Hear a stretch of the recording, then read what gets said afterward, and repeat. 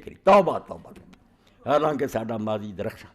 پچھلے زمانے سارے ایسے ایسے ستارے آ، سورج آ، آفتاب آ،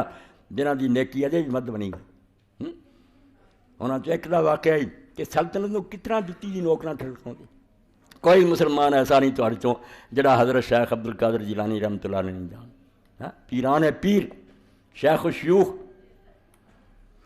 اور امام ابن قیم جیسا ظاہری کٹڑے والے حدیثاں دا سید العارفین فی وقتی، کہ اپنے زمانے جن نے اللہ نو جانن والے سے انہاں دا سردار سی شیخ عبد القادر جیلانی رحمۃ اللہ۔ وقت دا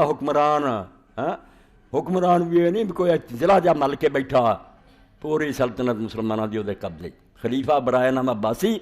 ملک کو چلا رہا ہے۔ یہ نواں ایک عہدہ نکلایا سلطان دا، سلطان ملک شاہ سلجوقی، سنجر، سلطان سنجر دا راج۔ انہیں خوش ہو کے شیخ عبد القادر جیلانی رحمۃ اللہ نے لکھیا کہ اساں تہاڈا چرچا سنیا، اگر تسی تشریف لیاؤ تو بغداد تخت تے بہ کے نہ دربار تسی درس جا کرو، خلیفہ بھی اور میں بھی اور سارے وزراء بہ کے فیض یاب ہوئیے۔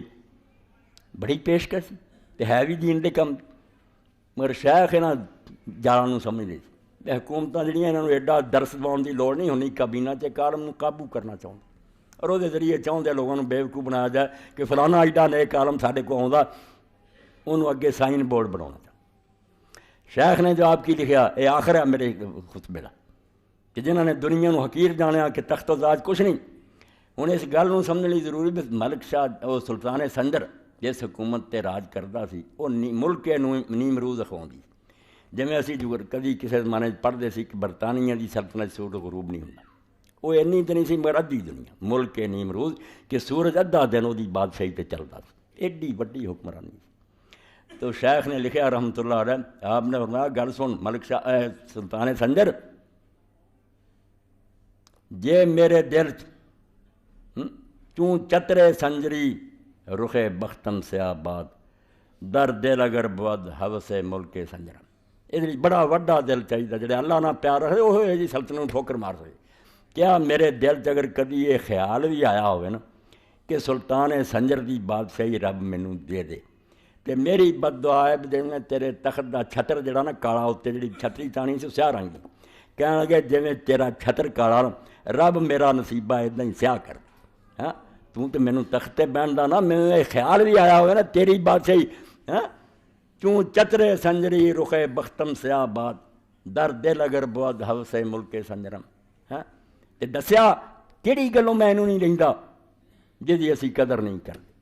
تہجد وال نہیں آؤندے، ساری عمر گزر جاندی ہے، نماز ہی ہے اور 2 رکعتیں اللہ دے رسول نے آکھیا بانگ ہون تو اٹھ کے پہلاں پڑھ لیا کرو، جنہیں بکری دا دودھ چویا جاندا اللہ تاج بھی لکھ لوں گا کہ گھوڑے بیچ کے نہیں ستے، فکر ہے بے رب کو جانا لوگوں دے ستیاں اٹھ کے منتاں کرن دے نہیں آؤندے۔ آپ نے فرمایا گل سن،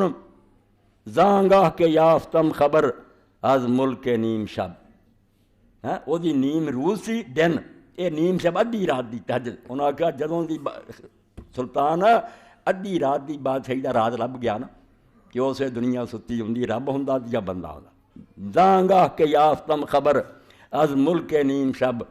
من ملک نیم روز بیک جو نمی خرم۔ یہ ایک جو بھی قیمت نہیں میرے نزدیک شریعت بادشاہی رکھے ہوتی سلطنت۔